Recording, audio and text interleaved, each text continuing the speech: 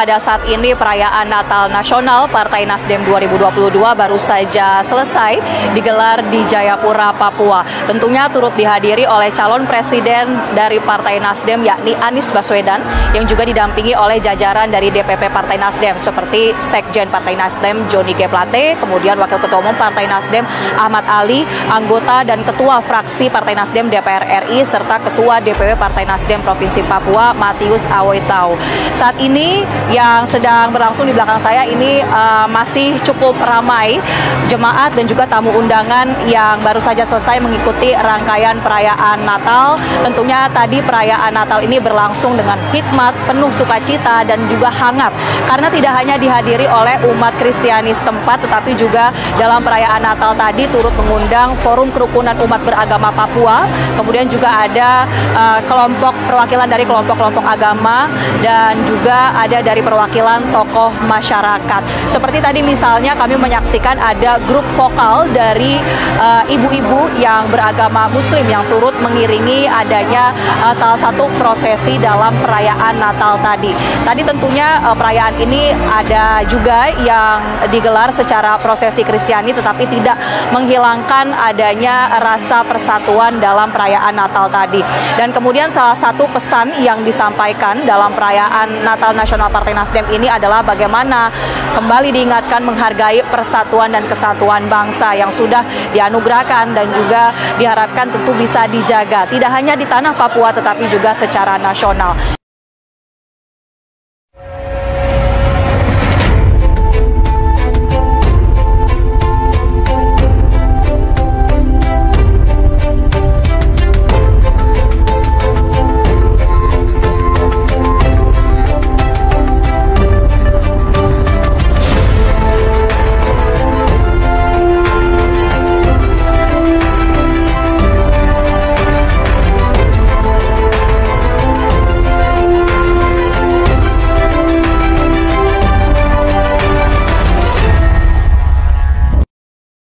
Mantan Gubernur DKI Jakarta, Anies Baswedan, yang digadang-gadang menjadi calon Presiden Republik Indonesia, akan berkunjung ke Papua. Kunjungan Anies ke Papua tidak sendirian.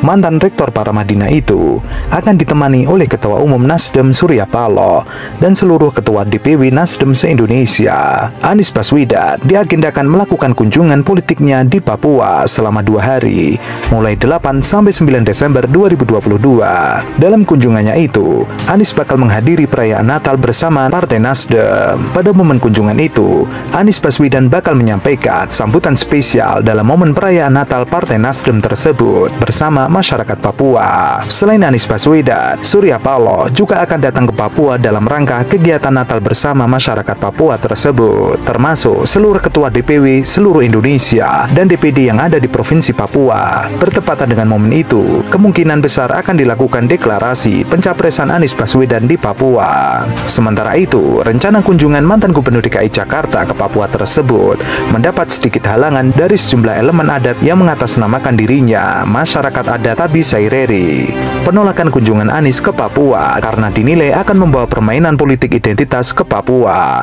Adapun pernyataan sikap dari masyarakat adat tersebut mendesak Anies agar membatalkan rencananya ke Papua karena dapat membuat gaduh. Masyarakat Tabi Saireri cinta damai dan menolak adanya permainan politik identitas yang dapat memicu konflik seperti Jakarta. Mereka menolak dimanfaatkan sebagai komoditi. Mereka menolak Anies Baswedan karena melihat track record politik dari mantan Gubernur DKI Jakarta tersebut yang selalu memainkan politik identitas untuk memenangkan kontestasi pemilu. Sehingga melihat hal itu, mereka menilai kunjungan Anies ke Papua salah satunya bagian dari politik praktis. Selain itu, mereka juga menyampaikan masyarakat yang ada di Papua tidak menginginkan politik identitas terjadi karena akan merusak tatanan kebangsaan. Tidak ada permainan politik praktis di Papua karena kebersamaan yang telah dijaga selama ini telah membawa Papua damai hingga saat ini.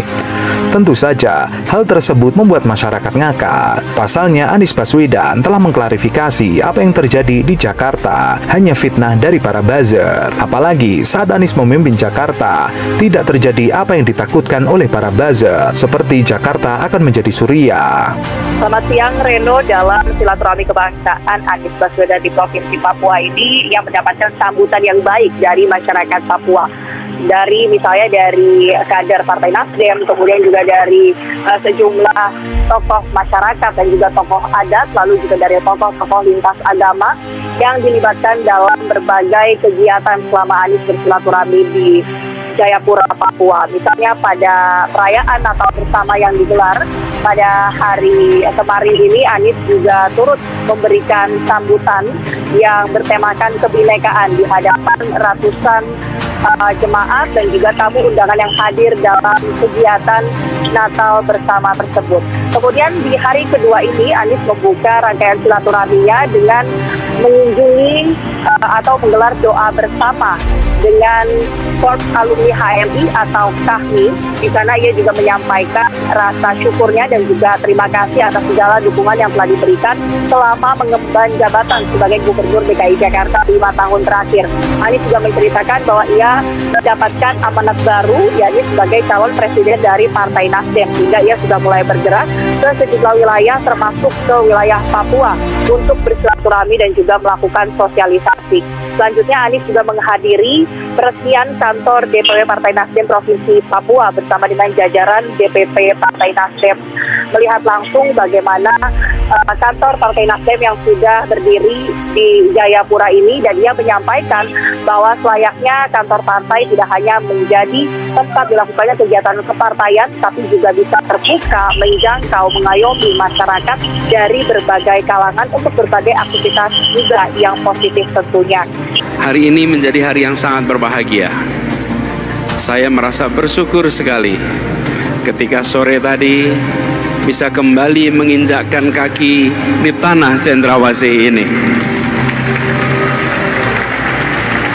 Kehangatan sambutan yang luar biasa, ungkapan persaudaraan yang kita rasakan, ketulusannya, kejernihannya, yang itu semua menjadi pengikat rasa kebersamaan, rasa kebangsaan kita. Dan bersyukur malam hari ini diberi kesempatan untuk hadir dalam perayaan yang luar biasa meriah ini. Beri tepuk tangan kepada semua yang hadir. Bahwa indahnya Indonesia bukan hanya karena binekanya. Banyak bangsa lain yang amat bineka, bahkan lebih bineka daripada kita. Tapi kehebatan dan keindahan kita karena yang bineka itu bisa bersatu menjadi satu Indonesia. Pelangi itu indah ketika dia bersatu, tapi ketika dia hanya potongan warna-warna, dia tidak bisa disebut pelangi. Pelangi itu menjadi indah karena dia bersatu. Dan itulah Indonesia kita.